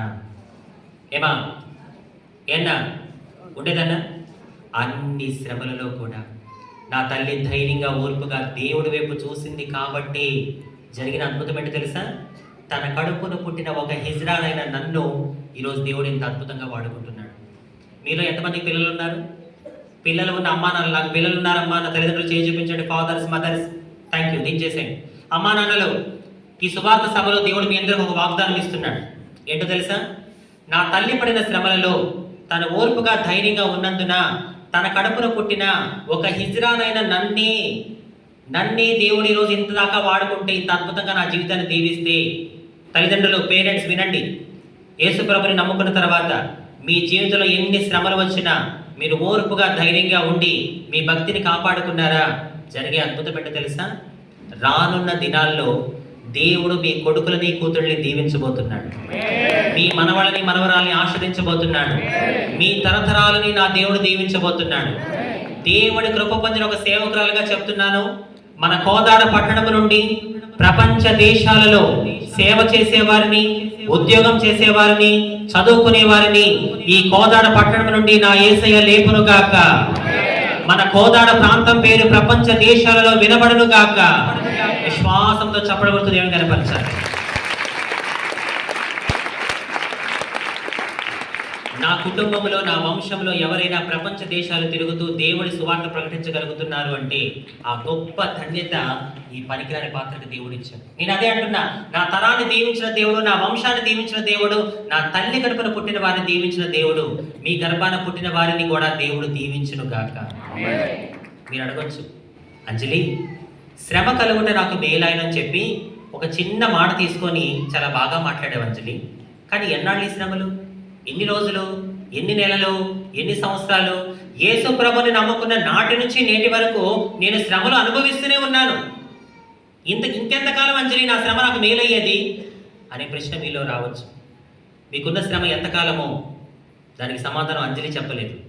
దేవుడు తన వాక్యం ద్వారా మీకు సమాధానం ఇస్తున్నాడు. చూడండి, ఇక్కడ కూర్చున్న మీలో ఎవరెవరికి ఏ శ్రమలు ఉన్నాయో నాకు తెలియదు, కానీ ఆ శ్రమ మీ జీవితంలో ఎంతకాలం ఉంటుందో దేవుడే తన వాక్యం ద్వారా చెప్తున్నాడు. చూడండి, 1 పేతురు 5వ అధ్యాయం. మీకున్న శ్రమ ఎంతకాలం? ఏ శ్రమ ఉందో నీకు ఈరోజు, ఆ శ్రమ ఎంతకాలమో దేవుడే చెప్తున్నాడు. విను 9-10 వచనాలు. లోకమందున్న మీ సహోదరుల యందు ఏ విధమైన శ్రమలే నెరవేరుచున్నవని ఎరిగి విశ్వాసమందు స్థిరులై వారిని ఎదిరించుడి. తన నిత్య మహిమకు క్రీస్తునందు మిమ్మల్ని పిలిచిన సర్వకృపానిధియగు దేవుడు కొంచెము కాలము మీకు శ్రమపడిన పిమ్మట, కొంచెము కాలము మీరు శ్రమపడిన పిమ్మట, చెప్పండి ఎంత కాలం అంట? కొంచెము కాలము మీరు శ్రమపడిన పిమ్మట తానే మిమ్మును పూర్ణులుగాను చేసి స్థిరపరిచి బలపరచును. ఎంతకాలం అంట శ్రమ? కుర్చీలో కూర్చున్న వాళ్ళు చెప్పండి, బయట ఉన్న వాళ్ళు చెప్పండి, ఎంతకాలం మీకు శ్రమ? వినపడట్లేదు. కొంచెము కాలం. ఆ కొంచెము కాలంలో నువ్వు నమ్మకంగా ఓర్పుగా ఉంటే నా దేవుడు నిన్ను శాశ్వతమైన ఆనందంలోకి తీసుకెళ్తాడు. నేను స్టార్టింగ్లో కొన్ని మాటలు చెప్పాను, మీకు గుర్తున్నాయా? దేవుడి ప్రాంగణాన్ని ఎలా మార్చాడన్నాను? ఎలా మార్చాడు? బెతెస్దా కోనేరుగా మార్చాడు. ఆనాడు ఆ బెతెస్దా కోనేరులో ఎవరైతే ఫస్ట్ దిగిన వరకు ఏమొచ్చింది? రెండోసారి దిగిన వాళ్ళకి వచ్చిందా? ఫస్ట్ దిగాలి అంటే ఆ వ్యక్తి ఎలా ఉండాలి చెప్పండి? చాలా ఎలర్ట్గా ఉండాలి. నాకు అనిపిస్తుంది ఆ వ్యక్తి ఆ కోనేరు వైపే చూస్తూ రెప్ప కూడా వేయకూడదు, అవునా కదా? అంత ఎలర్ట్గా ఉంటే తప్ప ఆ వ్యక్తి ఫస్ట్ దిగే అవకాశం అతనికి వస్తుంది. అలాగే ఇప్పుడు దేవుడి మీద విశ్వాసంతో నేను కొన్ని మాటలు చెప్తాను. మీలో ఎవరైతే ఫస్ట్ ఆమెన్ అంటారో వారి పట్ల దేవుడు ఖచ్చితంగా ఈ రాత్రి కార్యం చేయబోతున్నాడు. కొంతమంది ఆమెన్ అన్నారు. మీ విశ్వాసం బట్టి దేవుడు మిమ్మల్ని దీవించును గాక.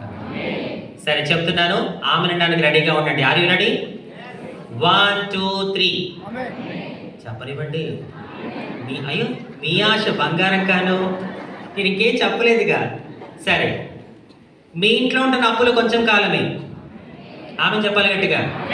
నీకున్న రోగం కొంచెం కాలమే. నీకున్న సమస్యలు కొంచెం కాలమే. మీ భార్య భర్త మధ్య గొడవలు కొంచెం కాలమే. మీ పిల్లలు మీ మాట వినకపోవడం కొంచెం కాలమే. నీ వ్యాపారాల్లో లాభాలు లేకపోవడం కొంచెం కాలమే. నువ్వు కారుస్తున్న కన్నీరు కూడా కొంచెం కాలమే. దగ్గరగా చెప్పడం దేవుని కనపరచాలి. ఏ శ్రమ అయితే నీకుందో ఈ రాత్రి నీకు ఇస్తున్న భరోసా దేవుడు ఏంటో తెలుసా? నీకు ఉన్న శ్రమ కొంచెం కాలమే. కొంచెం కాలముగలో నువ్వు గనక నమ్మకంగా ఓర్పుగా ధైర్యంగా ఉంటే దేవుడు త్వరలోనే నిన్ను నీ కుటుంబాన్ని శాశ్వతమైన ఆనందంలోకి తీసుకెళ్తాడు. నా ప్రియ సహోదరి సహోదరుడు, నా ప్రియ కోదాడ పట్టణమా, ఒక్కసారి ఆలోచించు. ఈ కోదాడ పట్టణ చరిత్రలో ఎన్నో పెద్ద పెద్ద మీటింగ్స్ జరిగాయి. గొప్ప గొప్ప దైవ సేవకులు, అభిషక్తులైన దైవ సేవకులు ఎంతో మంది ఈ కోదాడ పట్టణంలో నిలబడి దేవుని సువార్త ప్రకటించారు. కానీ మొదటిసారి సమాజము చేత వెలివేయబడిన ఒక హిజ్రా వచ్చి ఈ కోదాడ పట్టణంలో యేసయ్య గొప్పతనాన్ని వివరిస్తుంది. ఈ పట్టణం పుట్టి ఎన్ని సంవత్సరాలైందో నాకు తెలియదు, కానీ ఈ కోదాడ పట్టణ చరిత్రలోనే దేవుడు ఈ రోజుని తిరగ రాశాడు. బిగ్గరగా చప్పట్లు కొట్టండి దేవుడికి. కోదాడ పట్టణంలో ఒక హిజ్రా వచ్చి యేసయ్య ఎంత గొప్ప దేవుడో సువార్త చెప్పడం మొదటిసారిగా ఈ కోదాడ పట్టణంలో ఒక చరిత్రగా మిగలబోతుంది ఈ రోజు. ఇంత అద్భుతం ఎందుకో తెలుసా? మీరు బాగుండాలి, మీరు రక్షించబడాలి, మీరందరూ పరలోకం చేరాలనేది దేవుని సంకల్పం, సేవకుల ప్రయాస. ఒక్కసారి నా జీవితాన్ని చూడండి. ఎలాంటి నీచమైన బ్రతుకు నాది. రోడ్ల మీద ట్రైన్లలో బ్రతికిన నేను ఈరోజు దేవుడికి సాక్షిగా నిలబడడానికి నన్ను మార్చింది ఏంటో తెలుసా? నేను పొందుకున్న రక్షణ. నేను పొందుకున్న రక్షణే నా బ్రతుకుని మార్చింది. నాకు ఈ క్షణం నాకు ఒక నమ్మకం, గుండెల మీద చేసుకొని చెప్తున్నా, ఈ క్షణం నాకు ఒక నమ్మకం ఏంటో తెలుసా? ఈ క్షణం నేను కన్ను మూసిన మరుక్షణం పరలోకంలో కన్ను తెలుసా నా నమ్మకం నాకు. ఎందుకో తెలుసా? నేను రక్షించబడ్డా. యేసుని నా సొంత రక్షకుడిగా అంగీకరించాను. నా పాపాల కోసం ఆయన కలువరిగిలో రక్తపు పొద్దుగా మారడని నేను మనస్ఫూర్తిగా నమ్మి ఆయన నా సొంత రక్షకుడిగా అంగీకరించాను. కాబట్టి నా రక్షణే నాలో ఈ ధైర్యాన్ని తెచ్చింది, నాలో ఈ కాన్ఫిడెన్స్ తెచ్చింది, నాలో ఈ రోషాన్ని తీసుకొచ్చింది. మరి రక్షణ నీకు కావాలా? నువ్వు అనగొచ్చు, అంజలి నేను ఎన్నో తప్పులు చేశాను అంజలి, నేను చేసిన పనులంటే నాకే అసహ్యం వేస్తుంది నా మీద, నేనంటే నా కుటుంబానికి అసహ్యం, నేనంటే నా ఊళ్ళో అసహ్యం, నేనంటే ఎవ్వరికి ఇష్టం లేదు, ఎందుకంటే నేను చేసిన పనులు అంత చండాలమైన పనులు, నేనంటే ఎవరికి ఇష్టం లేదు అంజలి, అంత పాపిని నేను. మరి ఇలాంటి పాపిని నీ యేసయ్య ప్రేమిస్తాడా అని అడిగితే నేనేం చెప్తాను తెలుసా? ఖచ్చితంగా ప్రేమిస్తాడు. ఎందుకో తెలుసా? నా దేవుడు వచ్చింది నీతిమంతుల కోసం, పరిశుద్ధుల కోసం కాదు, నా దేవుడు వచ్చింది నాలాంటి నీలాంటి పాపుల కోసమే. ఈరోజు నేను ఇక్కడ మైక్ పట్టుకొని మాట్లాడుతున్నాను కదా, నేను చాలా పర్ఫెక్ట్ అని నేనేమి మీకు చెప్పట్లా. You know, I was a sinner once upon a time. నేను కూడా దేవుడికి విరుద్ధంగా ఎన్నో పనులు చేశాను. కానీ ఈ పాపిని పరిశుద్ధపరిచింది క్రీస్తు రక్తమే నన్ను పరిశుద్ధపరిచింది. ఈ పాపిని పరిశుద్ధపరుచుకున్న దేవుడు నిన్ను కూడా పరిశుద్ధపరచగలడు. మరి అంజలి, రక్షణ పొందాలంటే నేను ఏం చేయాలి? అంజలి, ఈ రోజు నువ్వు రక్షించబడ్డావు కాబట్టి ఇంత ధైర్యంగా ఇంత రోషంతో మాట్లాడుతున్నావు. ఈ క్షణం నువ్వు మరణించిన మరుక్షణం పరలోకానికి వెళ్ళిపోతున్న కాన్ఫిడెంట్ నీలో వచ్చింది. దానికి కారణం నువ్వు రక్షించబడ్డావు కాబట్టి. ఈ రక్షణ నాకు కూడా కావాలంటే నేను ఏం చేయాలి అంజలి? ఎక్కడికి వెళ్ళాలి? ఎంత ఖర్చు పెట్టాలి అనే ప్రశ్న ఉంటే ఒక మాట చెప్పనా, నాలాగే నువ్వు కూడా రక్షించబడాలంటే ఎక్కడికి వెళ్ళాల్సిన అవసరం లేదు. నువ్వు ఎంత కూడా ఖర్చు పెట్టాల్సిన అవసరం లేదు. నువ్వేం చేయాలో తెలుసా? నువ్వు ఉన్న చోటే ఒక మాట చెప్పి నేను ముగిస్తానండి. రోమీలకు రాసిన పత్రిక, రక్షణ పొందాలంటే నువ్వేం చేయాలో ఒక మాట చూపిస్తాను, అది వినండి దయచేసి. చివరిగా రోమీలకు రాసిన పత్రిక 10వ అధ్యాయము 9వ వచనం.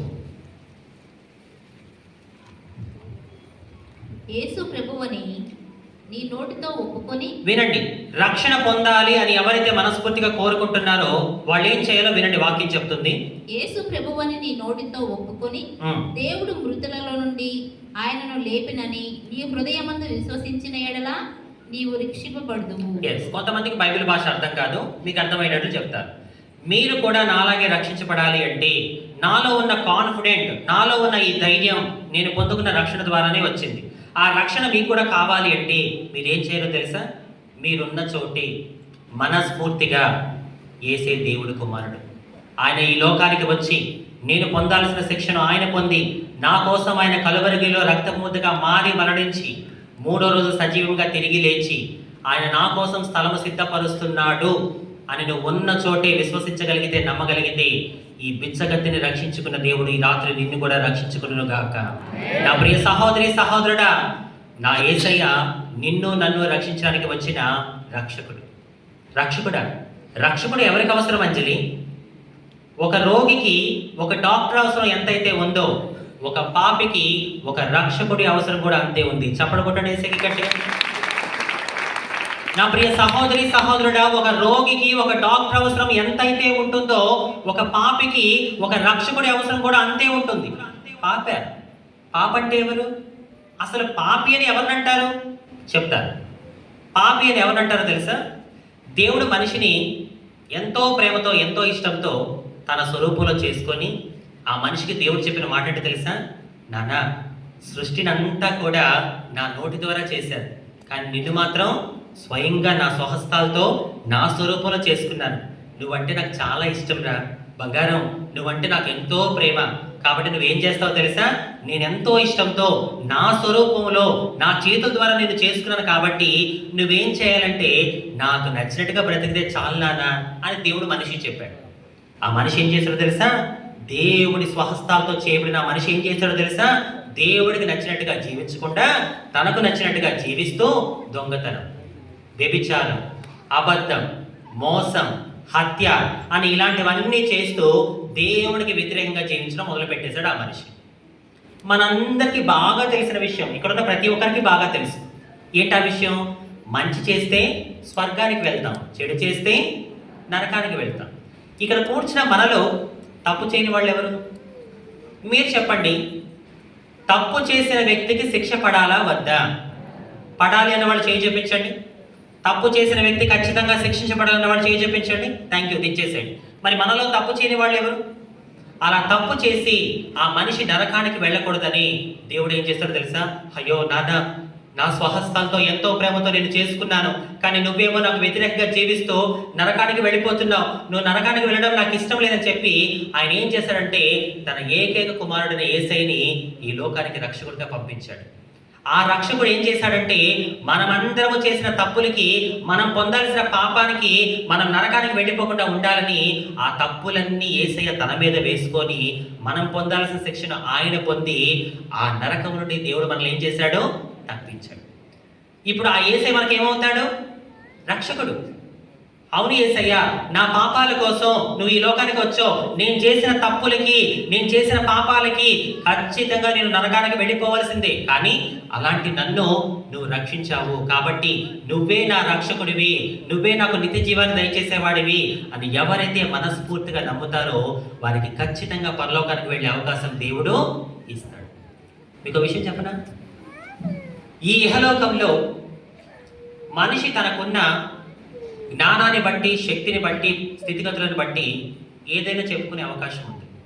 కొంతమంది నేను గొప్పవాడిని అంటుంటారు, కొంతమంది నా అంత జ్ఞానం కలిగిన వాడు ఎవరూ లేరు అంటుంటారు, కొంతమంది నేను దేవుణ్ణి అని చెప్పుకునే వాళ్ళు కూడా లేకపోలేదు. ఒక వ్యక్తి నేను దేవుణ్ణి అని చెప్పుకుంటున్నాడు అంటే అసలు ఆ వ్యక్తి దేవుడా కాదా అని నిర్ణయించేది ఏది? ఎనీబడి? ఒక వ్యక్తి నేను దేవుణ్ణి అని ఆ వ్యక్తి చెప్పుకుంటున్నాడు అంటే ఆ వ్యక్తి అసలు దేవుడా కాదా అని నిర్ధారించేది ఏది? మరణం. ఏది? మరణం. ఆ మరణానికి ఉన్న శక్తి ఏంటో తెలుసా? నువ్వు ఎంత గొప్ప అందగాడివైనా, ఎంత గొప్ప అందగత్తెవైనా, మీలో కొంతమంది అనుకుంటున్నారు I'm so handsome, I'm so beautiful అనుకుంటారు మీలో కొంతమంది. ఎప్పుడు 16 ఉండదు, 66 కూడా వస్తుంది. జాగ్రత్త. ఎప్పుడు 16 ఉండదు నా ప్రియ సహోదరి సహోదరుడు, 66 కూడా వస్తుంది. ఆ మరణానికి ఉన్న శక్తి ఏంటో తెలుసా? నువ్వు ఎంత గొప్ప అందగాడివైనా, అందగత్తెవైనా అంటుంటారు కదా, మిస్ వరల్డ్, మిస్టర్ వరల్డ్ అంటుంటారు కదా, richest man in the world. ఈ ప్రపంచంలో నువ్వు ఎంత గొప్ప ధనవంతుడివైనా, నువ్వు ఎంత పలుకుబడిన వ్యక్తి కలిగిన వాడివైనా ఆ మరణానికి ఒక రోజు నువ్వు ఖచ్చితంగా తల వంచాల్సింది. ఆ మరణం చెప్పే మాట ఏంటో తెలుసా? నువ్వు ఎవరివైనా సరే నా మాట వినాల్సిందే, నాకు లోబడాల్సిందే. కానీ అలాంటి మరణాన్ని సైతం లోపరుచుకోగలిగిన వాడు, అలాంటి మరణాన్ని సైతం తనకు తల వంచుకునేలా చేసుకోగలిగిన వాడు ఈ లోకములో నేను ప్రకటిస్తున్న క్రీస్తుకి మాత్రమే అది సాధ్యమైంది. ఈ భూమి మీద ఎంతో పెద్ద పెద్ద గొప్పవాళ్ళు ఉండొచ్చు, వాళ్ళందరికీ జయంతి ఉంది, వర్ధంతి ఉంది. కానీ తిరిగి లేచిన 3వ దినం, అదే పునరుద్ధాన దినం నేను ప్రకటిస్తున్న యేసయ్యకి మాత్రమే ఉంది. ఆయన మరణాన్ని గెలిచాడు. ఈ రాత్రి నిన్ను కూడా గెలిపించగల సమర్థుడు నా ప్రియ సహోదరి సహోదరుడు. ఆలోచించండి, దేవుడి గొప్పతనం ఏంటో ఈ రాత్రి మీరు గ్రహించుకున్నారు. ఈ రాత్రి నువ్వు కన్ను మూస్తే ఎటు వెళ్తావు? ఈ రాత్రి మరణిస్తే ఎటు వెళ్తాం మనం? ఏం తెచ్చావని, ఏం తీసుకెళ్తావని, దేనికోసం నీ ప్రయాస, దేనికోసం నీ పాకులాట? సత్యాన్ని పక్కన పెట్టేసి నువ్వు లోకం వైపు పరిగెడుతూ ఉంటే నీ జీవితం ఒకనొక టైంలో ఏమైపోతుందో ఆలోచించు. సమాజం చేత వెలివేయబడిన ఒక జీవితాన్ని తీసుకొని వచ్చి దేవుడు ఇక్కడ మీ ముందు నిలబెట్టి మాట్లాడిస్తున్నాడు. ఈ రాత్రి దేవుడు మిమ్మల్ని తన ఆత్మ చేత నింపి వాడుకొనును గాక. మరి ఇంకా చెప్పడం చాలా విషయాలే ఉన్నాయి, మరి నాకు ఇచ్చిన సమయం అయిపోయింది కాబట్టి నేను ముగిస్తున్నాను. నా గురించి, నా పరిచర్య గురించి మీరందరూ ప్రార్థన చేయండి. ఎంతమంది నా కోసం ప్రార్థన చేస్తారు? Thank you so much. నిజంగా నేను ఎప్పుడో ఒకటి నమ్ముతాను, కన్నవాళ్ళ బంధం కొంతకాలమే, కానీ ఆత్మీయుల బంధం అంతం వరకు. ఒకప్పుడు నేను అందరూ ఉన్న ఎవరు లేని అనాథలా కొన్ని సంవత్సరాలు బ్రతికానండి. కానీ ఈరోజు దేవుడు నాకు ఇంతమంది ఆత్మీయులు ఇచ్చాడు. సో కాబట్టి నా కోసం మీరు ప్రార్థన చేయండి, మీకోసం నేను కూడా ప్రార్థన చేస్తాను. ఏముందండి ఈ జీవితం? నా జీవితానికి వివాహము, పిల్లలు ఇలాంటివి ఏవి కూడా ఉండవు. బ్రతికినంతకాలం ఈ దేహం ఎవరి కోసం? దేవుడి కోసం. ఎప్పుడో మట్టిలో మట్టయిపోవలసిన జీవితం నాది. నేను ట్రైన్లో భిక్షాటన చేసినప్పుడు నా తోటి హిజ్రాలు ఎంతో మంది ట్రైన్ కింద పడి చనిపోయిన వాళ్ళు ఉన్నారు నా కళ్ళ ముందే. అలా నేను కూడా చచ్చిపోవచ్చుగా ఒకనొక టైంలో. రోడ్ల మీద, ట్రైన్లలో, ఈ సిగ్నల్స్ దగ్గర భిక్షాటన చేస్తున్నప్పుడు కొన్నిసార్లు వాహనాలు గుద్దేసి చనిపోయిన వాళ్ళు ఉన్నారు నాలాంటి హిజ్రాలు చాలా మంది. అలా ఎప్పుడో నేను కూడా మట్టిలో మట్టయిపోవలసిన దాన్ని, కానీ కేవలం ఆయన కృపే నన్ను ఈరోజు ప్రాణాలతో బ్రతికించింది. ఆ సత్యం నేను గ్రహించాను, అర్థమైపోయింది. ఎప్పుడో చనిపోవలసిన నన్ను దేవుడు కాపాడాడు. నాలో ఊపిరి ఉన్నంత వరకు ఆయన కొరకు సాక్షిగా బ్రతకాలనేదే నా ప్రయాస, పోరాటం. కాబట్టి నా గురించి మీరందరూ ప్రార్థన చేయండి. మీ అందరి కోసం నేను కూడా ప్రార్థన చేస్తాను. దేవుడి చిత్తమైతే మళ్ళీ మీ మధ్యలోకి రావాలా వద్దా? రావాలంటే చేతులున్న వాళ్ళు ఏం చేయాలి? Thank you sir. ఖచ్చితంగా దేవుడు ఆకలి ఆలస్యం అయితే మళ్ళీ మీ మధ్యలోకి వస్తాను. ఇంకా నా సాక్ష్యం మీకు చెప్పాలా? చాలా అద్భుతమైన సాక్ష్యం అండి, వినండి. ఒకప్పుడు ట్రైన్లలోనూ, షాపుల దగ్గర 5 రూపాయల కోసం, 10 రూపాయల కోసం పెంచమెత్తుకున్న ఈ అంజలి, సినిమా పాటలకి రికార్డింగ్ డాన్సులు వేసుకుంటూ బ్రతికిన ఈ అంజలి ఈరోజు ప్రపంచ దేశాలు తిరుగుతూ దేవుడికి సాక్షిగా ఎలా వాడబడగలుగుతుంది? దగ్గరగా మిగిలిపోవాల్సిన నా జీవితాన్ని ఈరోజు డాక్టర్ అంజలిగా దేవుడు ఎలా మలిచాడు అనే నా అద్భుతమైన సాక్ష్యాన్ని దేవుడి చిత్తమైతే మళ్ళీ మీ మధ్యలోకి వచ్చినప్పుడు చెప్తాను. సరేనా? ఏంటి ఇప్పుడే చెప్పేయండి అంటున్నారా ఏంటి? ఇప్పుడే చెప్పాను అన్న వాళ్ళకి చేయి చూపించండి. మీ ఆశ బంగారం కాదు. ఇలా నీకు కూడా కావాలా సాక్ష్యం? పిల్లలు కూడా చేయెత్తేస్తున్నారు. సరే ఇప్పుడే చెప్పామన్నారు కదా, ఒక మాట చెప్తాను. జ్వరం వచ్చిందని హాస్పిటల్కి వెళ్తే హాస్పిటల్లో డాక్టర్ 3 కోట్లకి 3 గోళీలు ఇచ్చాడు. ఆ జ్వరం త్వరగా తగ్గాలని చెప్పి 3 కోట్ల గోళీలు ఒకే పూటలో వేసుకుంటే ఏం జరుగుతుంది? కొండనాలికి మందేస్తే ఉన్న నాలిక ఊడుద్దా లేదా? కాబట్టి ఏ పూటకి ఆ పూటే చాలు. ఇప్పుడు కలిపిన దేవుడు మళ్ళీ త్వరలోనే కలుపును గాక. మరి అవకాశం కల్పించిన దేవుడి దాసులకు, వారి కుటుంబానికి ప్రత్యేక వందనాలు తెలియజేస్తున్నాను. మరి వచ్చిన మీ అందరికీ వందనాలు. ఏదన్నా ఒక చిన్న మాట ద్వారా మిమ్మల్ని గాయపరిచి ఉంటే, ఎందుకంటే కొన్నిసార్లు నా మాటలు ఖండించినట్టు గద్దించినట్టు ఉంటాయి. సో నా మాటల్లో ఇక్కడ కూర్చున్న మీలో ఎవరికైనా బాధ కలిగించి ఉంటే దయతో నన్ను క్షమించండి. నా ఆశ ఒకటే, నేను ఇందాక మీకు చెప్పాను, మీరందరూ అక్కడ ఉండకూడదు, మీరందరూ ఇక్కడ దాకా రావాలి. అంటే దాని అర్థం ఏంటి? దేవుడు మిమ్మల్ని కూడా దీవించాలి, మిమ్మల్ని కూడా దేవుడు ఆశీర్వదించాలి. మీరు కూడా నాలాగా ఇక్కడ నిలబడి దేవుడికి సాక్షిగా మారాలి. మీరు అక్కడి నుంచి ఇక్కడ దాకా వచ్చే వరకు నా ప్రయాస అయితే ఆగదు. మీరు నా విషయంలో, నా గురించి ఒక విషయంలో ప్రార్థన చేయాలండి. ఒక విషయంలో ప్రార్థన చేయాలి. ఏంటంజలి, నీ గురించి ఏ విషయంలో ప్రార్థన చేయమంటావంటే చెప్తాను వినండి. చేతులు జోడించి నేను మీకు మనవి చేసుకుంటున్నాను. ఏంటంటే నా గురించి మీరు ప్రార్థన చేయాల్సింది ఏంటి అంటే, నా మొదలు కన్నా నా ముగింపు బాగుంటుంది. కార్య ఆరంభం కన్నా కార్యాంతము ముఖ్యం. ఈరోజు కొంతమంది సేవకులు చూసినప్పుడు చాలా బాధ అనిపిస్తుంది. ఒకరోజు దర్శనంలో దేవుడు కొంతమంది సేవకులు చూపించాడు. I don't want to mention their names. వాళ్ళ పేర్లు చెప్పడం నేను ఇష్టపడను, కానీ మీకు తెలుసు.